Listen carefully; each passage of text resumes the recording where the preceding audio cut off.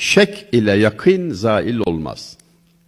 Bu kadar kısa bir cümleyle bu kadar geniş bir meseleyi formülize etmek hakikaten bugün kolay başaracağımız şeylerden değil. Edebiyatta bu gibi şeyleri sehli mümteni diyoruz biz.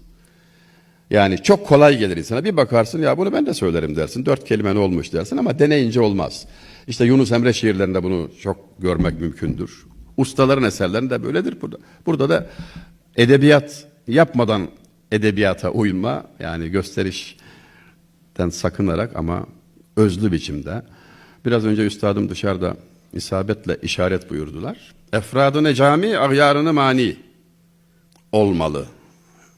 Söz. Ne demek? 4 kelime. Efradını cami, ahyarını mani. Yani bir şeyi tarif ediyorsan, bir şeyden bahsediyorsan, ne olduğunu anlatacaksan 2 şart var. Hem ne olduğunu hiç tereddüte yer bırakmayacak şekilde ortaya koymalısın, hem de ne olmadığı çok açık olmalı. Tavuk yumurtasını tarif ederken pimpon topuyla karışmasına izin vermeyeceksin.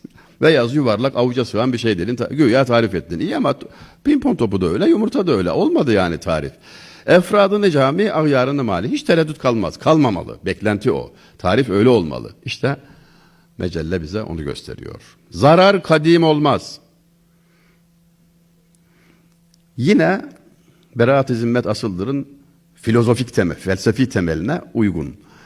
Olumsuzluk kadim değildir. Zarar kadim değildir, yani eski, öncesi bilinmeyecek kadar eski ve korunmaya layık bir değer değildir. Çünkü asıl olan pozitif, asıl olan olumlu, asıl olan doğru. Sıfat-ı arızada asıl olan ademdir. Arızı sıfatlarda, dışarıdan gelmiş hastalık gibi olan şeylerde asıl olan yokluktur. Asıl olan çünkü doğruluk, her şeyin aslı temiz. İmam-ı Azam Hazretlerine geliyor birisi. Kadıncağız, erkek çocuğu yokmuş da kahretmiş. 1 sene içinde ay parçası gibi güzel, güzeller güzeli bir oğlum olmazsa şunu yapacağım demiş ve kötü yemin, yani olmayacak iş. Çocuk doğmuş, çirkin. Hiç de güzel değil çocuk. Kadıncağıza öyle gelmiş. Biz de yemin de ettik demiş, şimdi ne yapacağız? Gitmiş Hazret'e çözdürmek için.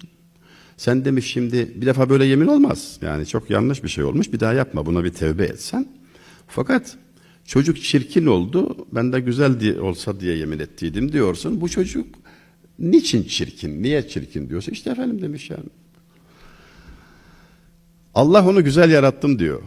Lekad halaknal insana fi ahseni takvim. Biz insanı en güzel surette yarattık diyor. Sen ise gelen çocuğa çirkin diyorsun. Neye göre? Bir defa senin yeminin tutmadı. Yani pozitif esas her sahada, her alanda esas. Doğru olan, sahih olan. Arızı sıfat aslı olan ademdir. Aslı yoktur.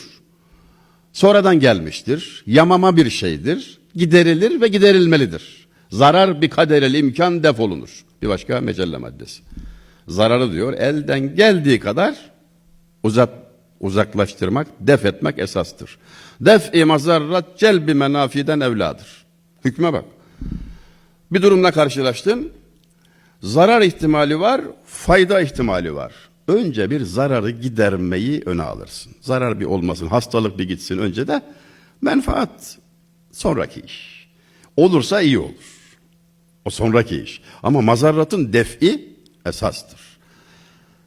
Def'i mazarrat, yani sadece hukuk sahasında değil, arz ettiğim gibi tamı tamına bir hayat düsturu olarak hayatın merkezine, eksenine konması gereken